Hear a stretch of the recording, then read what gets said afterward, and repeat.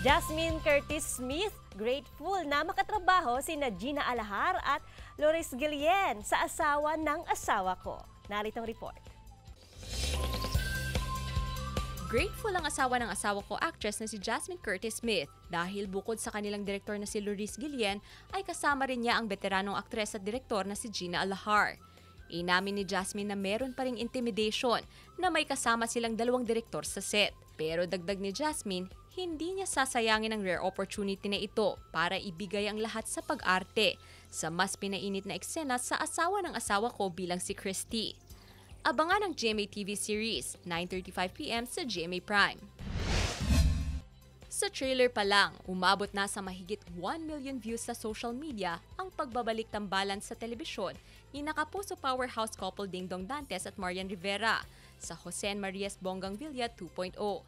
Inabangan ng marami ang World TV premiere nito noong Sabado. Maghahatid din ng saya sa new season ng Jose Marias Bonggang Villa sila Charmaine Buencamino, Pecto, Benji Paras, Lojud Gonzalez, Jo Marie at Hershey Neri. Abangan ito tuwing Sabado, 6:15 PM sa GMA. Gab De Luna para sa Mornings with GMA Regional TV.